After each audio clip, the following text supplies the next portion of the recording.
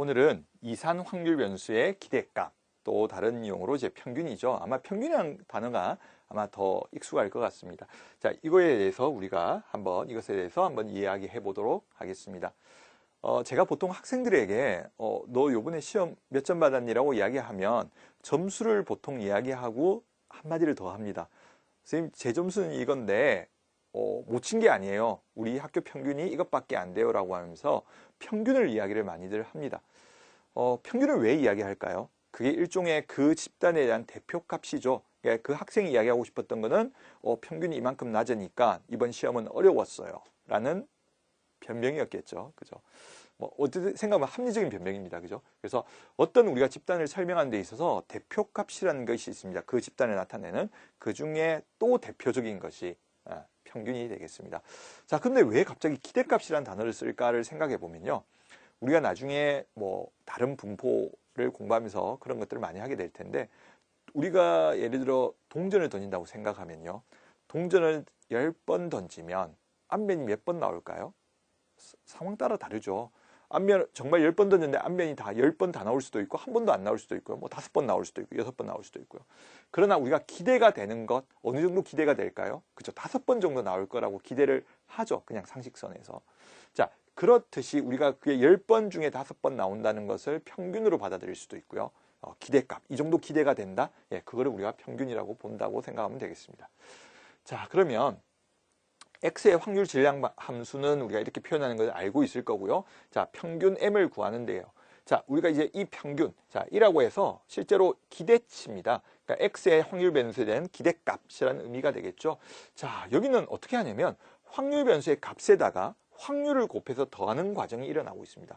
아마 이 식을 보고 되게 처음에 많은 학생들이 의아하게 생각할 겁니다. 다만 그러나 우리가 이 식은 알고 있는 식입니다. 어떤 거였냐면 우리가 원래 평균을 구할 때 보면요.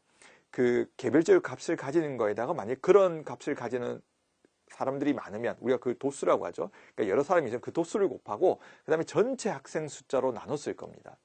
자, 우리 한번 예를 살짝 들어볼까요? 만약에 한 반에 어떤 물건을 가진 개수를 물어봤습니다. 그냥 상황만 간단하게 설명할게요. 한 반이 10명은 아니겠지만 10명이라고 가정을 하고요. 그래서 이제 우리가 그 물건을 가진 사람들을 쭉 봤더니, 그죠? 하나도 안 가진 사람이 있고, 1개, 2개까지 하겠습니다. 그죠? 자, 총 10명 중에, 예, 이거는 우리가 말하는 확률 분포가 아니고요. 10명 중에 그냥 제가 표를 만들었습니다. 자, 하나도 안 가진 사람이 2명, 3명, 5명이라고 합시다.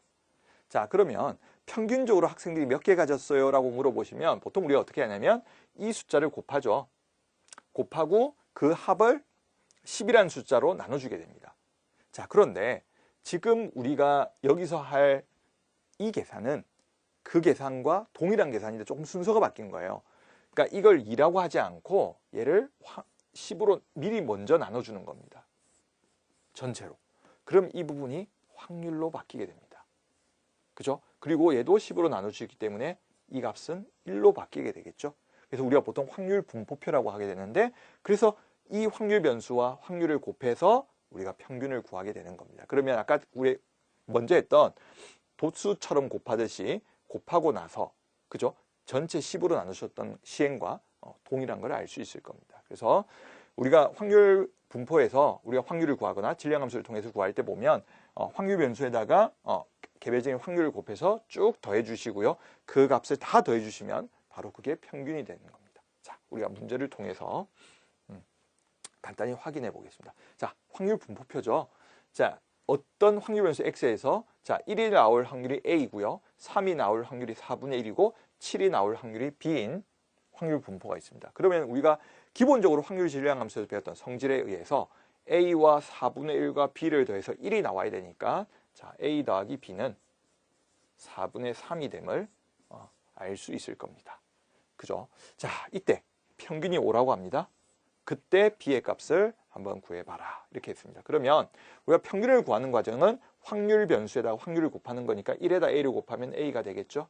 자, 3에다 4분의 1을 곱하니까 4분의 3, 그다음에 7에다 b를 곱하니까 7b가 되겠네요. 자, 그 값이 평균 5라는 겁니다. 그죠? 그럼 여기서 식을 하나 더 만들겠죠? 자, a 더하기 7b가 있고요. 자, a와 7b를 더하는데 4분의 3이 넘어가면 4분의 20에서 빼니까 4분의 17이 되나요? 그죠? 이렇게 되는 걸 우리가 알 수 있습니다. 그죠? 5가 4분의 20이 되니까요. 그죠? a 더하기 7b는. 자, 그럼 위에서 밑을 빼볼까요? 빼면 6b가 b를 구하라고 했으니까요.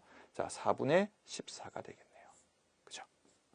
4분의 14가 되고 2분의 7이 되니까 따라서 b는 12분의 7이 됨을 알 수 있습니다. 그죠? 그래서 기본적인 성질이 확률의 합은 1이다. 평균을 이용해서 우리가 구했던 것을 확인할 수 있을 겁니다. 한번 이렇게 해서 우리가 기존에 구하던 것과 조금 순서의 변함이 있는 거지 우리가 아는 개념이라는 거 한번 확인을 시켜드렸습니다. 자, 그다음 우리가 이산확률 변수 x하고 자, 이 그 평균에 대한 하나의 성질이 있는데요.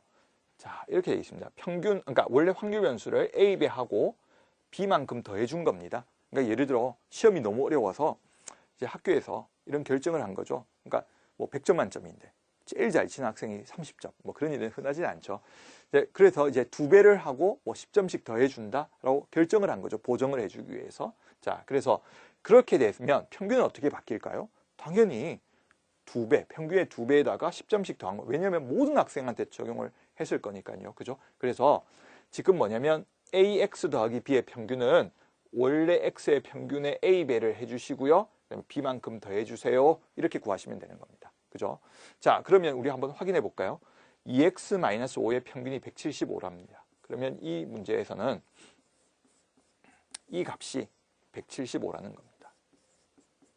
그죠? 그럼 우리가 방금 배웠던 성질에 의해서 이 식은 어떻게 고쳐지냐면 자, 평균의 2배에서 5를 뺀 것이 되겠죠.